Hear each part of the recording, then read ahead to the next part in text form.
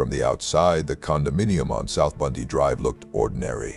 A pale building tucked into a quiet Brentwood neighborhood. Palm trees lined the sidewalk, cars passed without slowing. Nothing about it suggested tragedy. Just after 10 at night, on a warm Sunday evening in June, everything changed. Two people would soon lose their lives only steps from the front gate.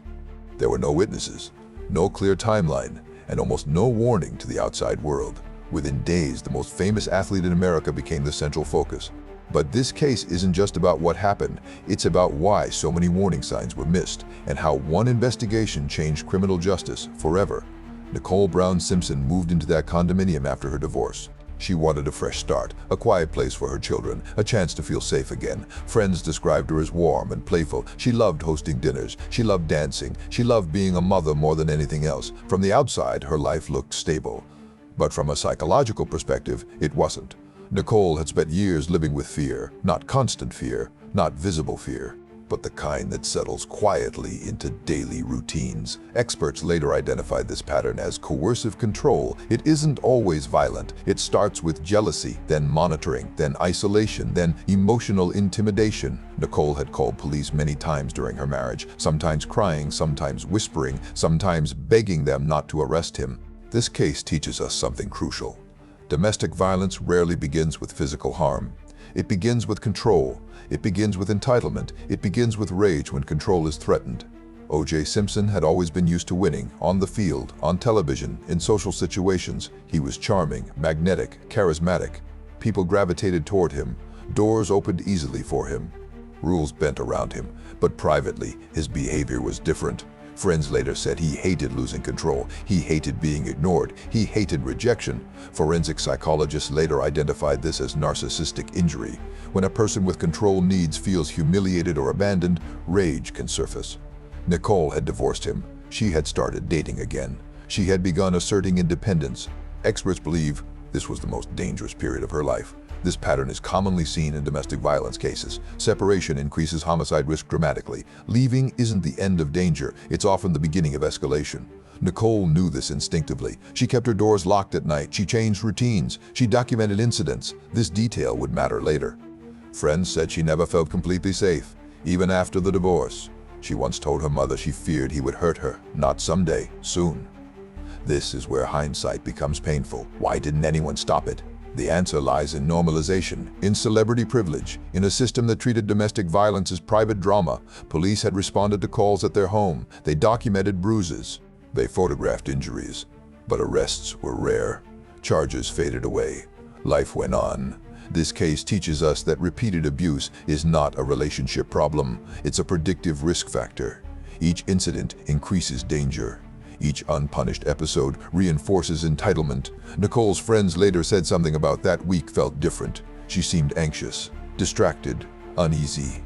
She had attended her daughter's dance recital that Sunday evening. She smiled for photos. She hugged family members. Nothing looked wrong. But internally, she was tense. Experts later explained this as anticipatory fear. The body senses threat before the mind accepts it.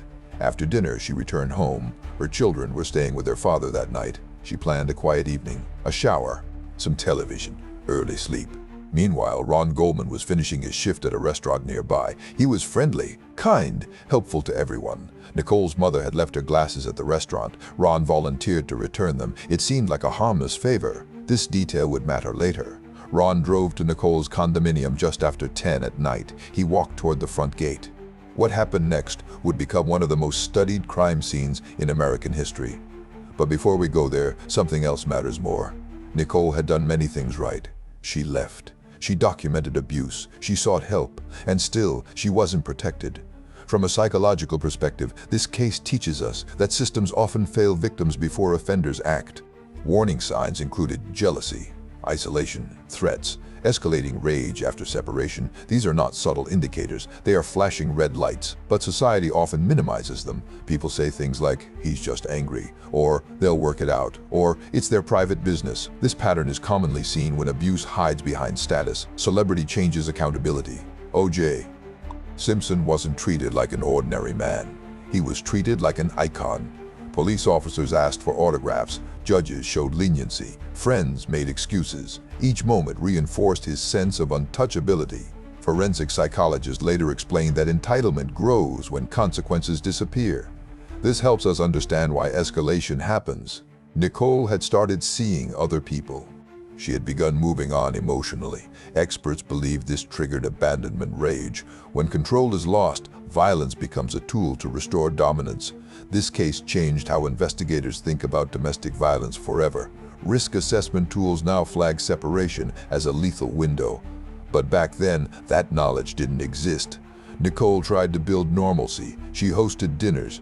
She smiled in public. She told friends she was tired of being afraid. She wanted peace. And she was close. Just hours before her tragic death, she had laughed with family members. She had hugged her children goodbye. She had no idea she was being watched. What she didn't know was that someone had been tracking her movements. This is another pattern experts recognize. Stalking behavior often precedes lethal violence. The offender feels ownership. Ownership over time, ownership over space, ownership over people. Nicole had changed her locks. She had asked friends to walk her to her car at night. She was cautious. But caution isn't protection when danger is persistent. Why didn't she leave the city? From a psychological perspective, victims often underestimate risk because danger becomes familiar. Fear becomes routine. The abnormal feels normal. This case teaches us that domestic violence is not about anger, it's about control, it's about entitlement, it's about rage when dominance collapses, and it's about systems that fail to intervene early. Nicole Brown Simpson was not reckless. She was not careless. She was not ignorant. She was a woman trying to live. She was a mother trying to protect her children. She was a survivor trying to be free. And she was in the most dangerous phase of her life. Around 10 o'clock that night, Nicole walked outside to the front gate. She never came back inside. The sidewalk outside Nicole's condominium was quiet that night. Streetlights cast soft pools of yellow light. A breeze moved gently through the palm trees. Nothing but grog at first glance. A neighbor later said he heard a loud thump, then barking from a nearby dog, then silence. Just after midnight, another resident stepped outside. He noticed something dark near the front gate. At first, he thought it was trash. Then he realized it was blood. Police arrived within minutes. What they found would shock even experienced officers. Nicole Brown Simpson lay near the front steps. Ron Goldman lay a few feet away. Both had lost their lives under suspicious circumstances.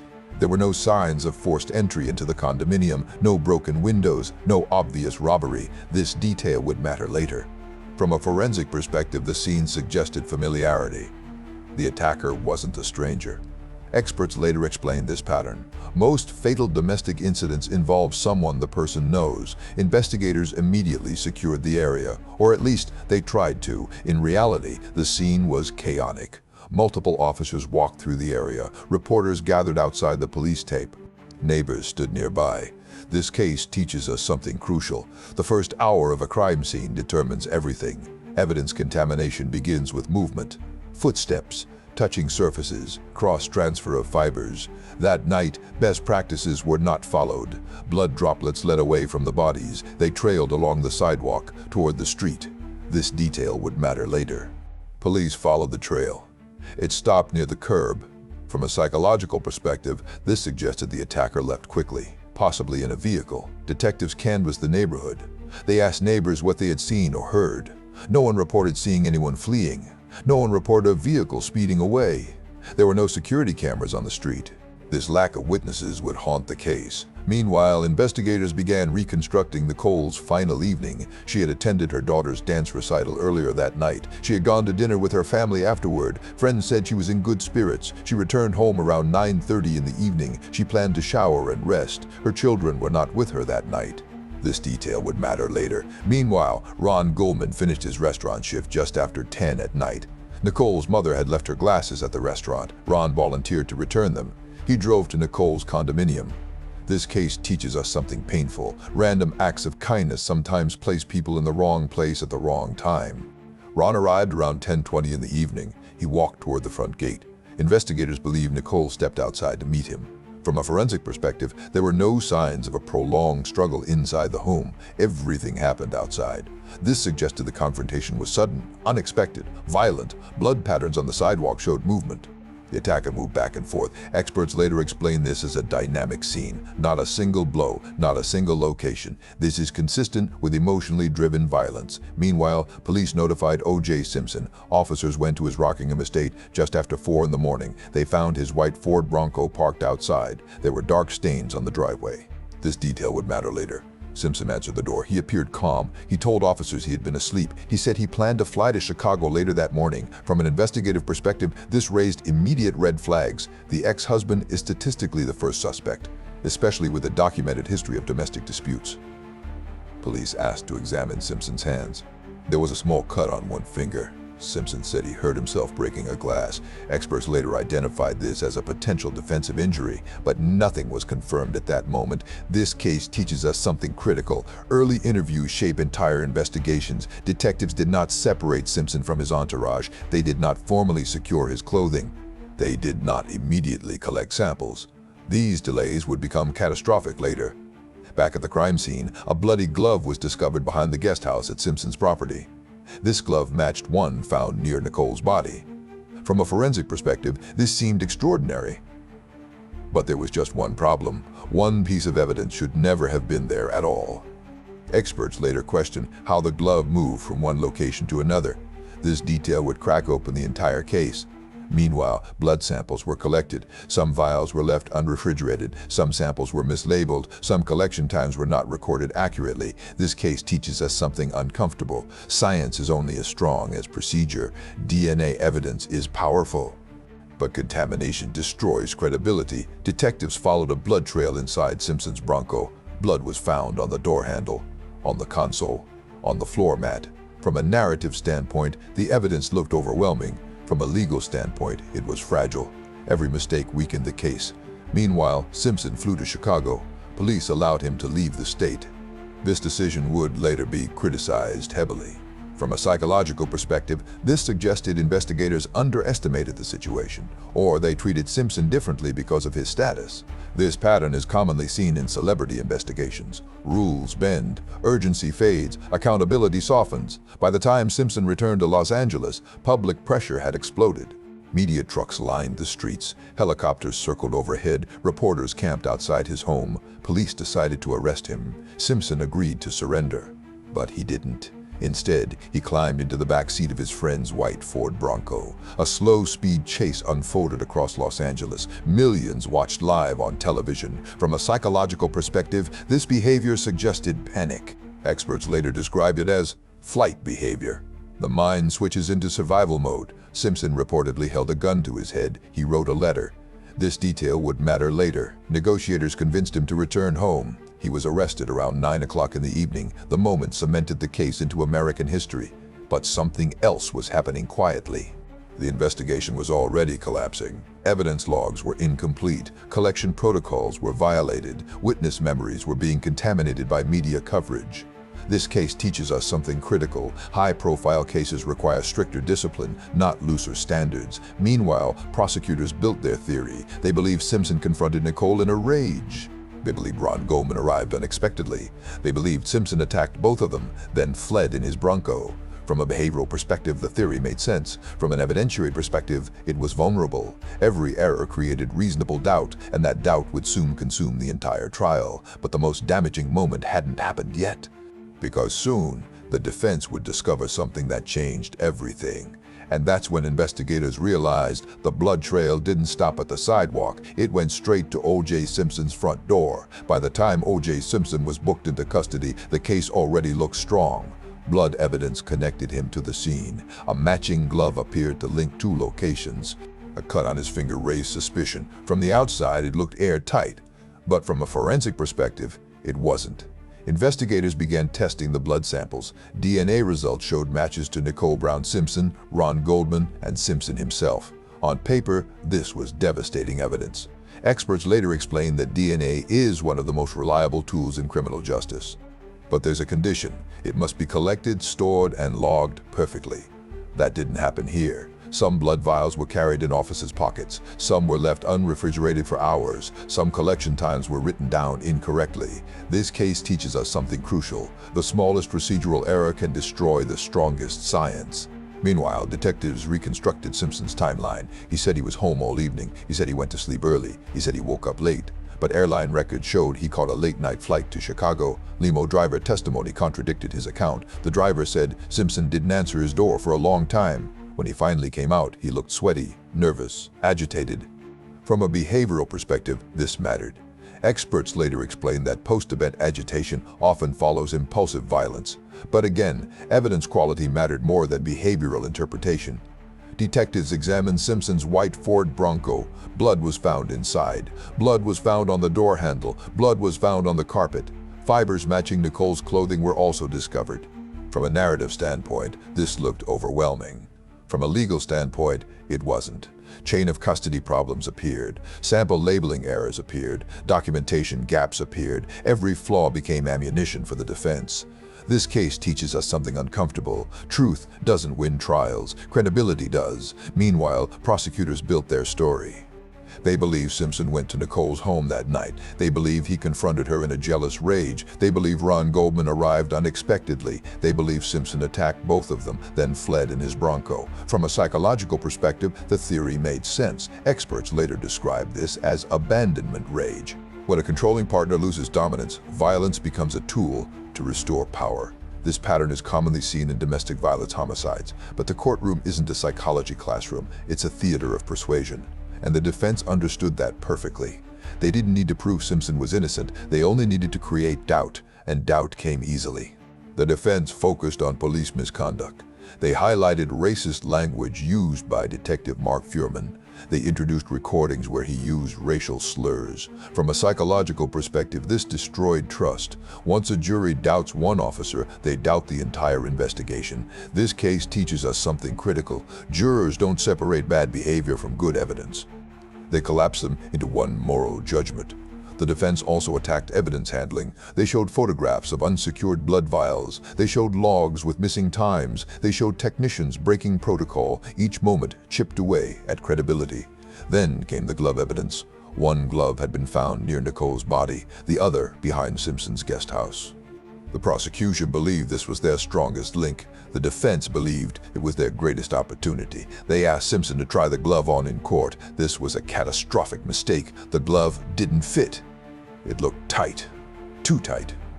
Simpson stretched his fingers. He grimaced. The courtroom held its breath. From a psychological perspective, this moment was fatal.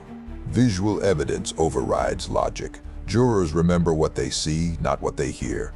The defense seized the moment. If it doesn't fit, you must acquit. That phrase became history. This case teaches us something crucial. Trials are not science experiments, they are storytelling contests. Facts must survive theater. The prosecution tried to recover. They explained that the glove had shrunk. It had been soaked in blood. It had been frozen. Simpson was wearing latex gloves underneath, but it didn't matter. The image was already burned into the jury's mind. Meanwhile, forensic experts testified about DNA. They explained probability ratios. They explained match statistics. They explained population genetics. From a legal perspective, it was too complex. From a psychological perspective, it was too abstract. Experts later explained this as cognitive overload. When information feels overwhelming, people reject it. The defense made it feel confusing. They suggested contamination. They suggested planting. They suggested conspiracy. From a logical perspective, these claims were weak. From a psychological perspective, they were powerful. This case teaches us something profound. People choose narratives that protect emotional comfort. Meanwhile, the prosecution revealed Nicole's abuse history. They showed photographs of injuries. They played 911 calls. They described fear. From a moral perspective, this showed motive. From a legal perspective, it risked sympathy backlash. The defense argued she had many enemies. They implied alternate suspects. They introduced doubt without proof. And again, doubt was all they needed. The trial dragged on for months. Jurors were sequestered. They watched no news. They lived in isolation. Experts later identified this as fatigue bias. Tired people choose simpler conclusions. Finally, the case went to the jury. Prosecutors felt uneasy. They knew something had gone terribly wrong. They had evidence, But they had lost trust. This case teaches us something final before the verdict. Justice depends on procedure as much as truth. When trust collapses, evidence collapses with it. When the jury left the room to deliberate, even the prosecutors knew something had gone terribly wrong. The final piece of the puzzle was about to fall into place. The jury returned to the courtroom after less than 4 hours of deliberation. The room fell silent. O.J. Simpson stood as the verdict was read, not guilty on both counts. Gasps rippled through the courtroom. Some people cried, some people smiled, some people sat in stunned silence. Across the country, reactions split instantly. From a legal perspective, the verdict meant one thing. The prosecution had failed to prove guilt beyond a reasonable doubt. From a psychological perspective, it meant something deeper. Trust had collapsed. This case teaches us something critical. Verdicts are not about truth alone. They are about credibility. The jury later explained their reasoning. They didn't trust the police. They didn't trust the evidence handling. They didn't trust Detective Furman. Once doubt entered the room, it multiplied. From a behavioral science perspective, this is called moral contamination. When one part of a system appears corrupt, people assume the rest is too. The DNA evidence should have ended the case. Instead, it became meaningless. Experts later explained this phenomenon. When jurors don't understand science, they rely on emotion and narrative, and the defense controlled the narrative. But the story didn't end there. The families of Nicole Brown Simpson and Ron Goldman filed a civil lawsuit. This time, the burden of proof was lower. Instead of beyond a reasonable doubt, it was preponderance of the evidence. In other words, more likely than not. The civil jury heard much of the same evidence, but without the celebrity aura, without the televised circus, without the glove theater. They found Simpson liable for both deaths. Damages were awarded. From a legal perspective, this confirmed what many had believed. From a psychological perspective, it restored some sense of accountability. But money doesn't equal justice, and most of that money was never paid. Years later, Simpson served prison time for an unrelated armed robbery case. Some people called it poetic justice. Experts caution against that thinking. Justice should never arrive accidentally. This case teaches us something important. Unrelated punishment doesn't repair systemic failure. Simpson later lived quietly. He granted interviews. He played golf. He joked about his life. For the families, grief never softened. Ron Goldman's father became an advocate. He fought for victims' rights. He pursued the civil judgment relentlessly.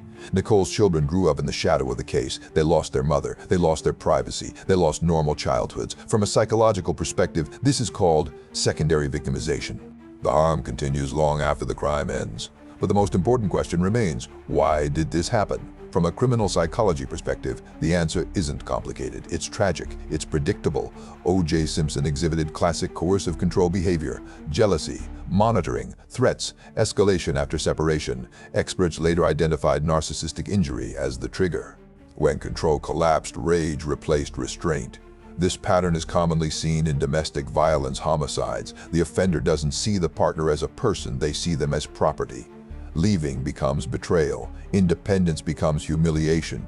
Violence becomes restoration of dominance. This case teaches us that domestic violence is not about anger, it's about entitlement.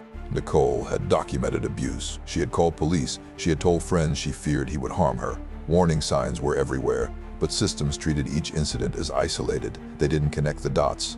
This case changed how investigators assess risk. Today, separation is recognized as a lethal phase. Repeated calls increase danger exponentially.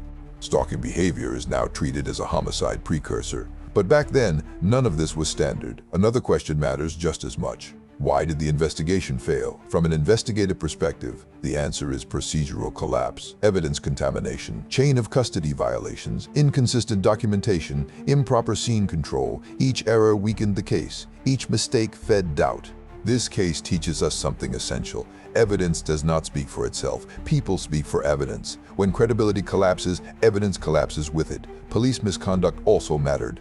Furman's racist language poisoned the entire investigation. It didn't matter whether evidence was planted. Trust was gone. From a jury psychology perspective, that was fatal. This case reshaped criminal justice. It led to stricter evidence handling protocols. It accelerated body camera adoption. It changed how DNA labs are regulated. It forced police departments to confront internal racism. It transformed jury education on forensic science, but change came too late for Nicole and Ron. So what are the lessons? This case teaches us that domestic violence is a public safety issue, not a private relationship problem. Warning signs included repeated abuse calls, escalation after separation, stalking behavior, threats, control obsession. These are not subtle, they are emergency signals. This case teaches us that celebrity privilege delays accountability. Fame distorts justice. It bends rules. It softens consequences. It erodes urgency. This case teaches us that forensic science is fragile. Without procedure, it becomes useless. This case teaches us that juries are emotional. They choose stories over statistics. They choose trust over truth. And finally, this case teaches us something painful. Doing everything right doesn't always save you. Nicole left. She documented abuse. She sought help. And still, she wasn't protected. Nicole Brown Simpson was not just a name in a headline. She was a mother, a daughter, a friend. She was building a new life. Ron Goldman was not collateral damage. He was kind, helpful, generous. He died because he returned a pair of glasses. Their lives mattered. Their stories matter. Their deaths changed law enforcement forever. If this case has any meaning beyond tragedy, it's this. Domestic violence must be taken seriously every time. Warning signs must be treated as emergencies. Evidence must be protected like lives depend on it. Because sometimes they do. This case teaches us that justice is fragile, and when systems fail, people pay the price. Nicole and Ron paid the highest price of all.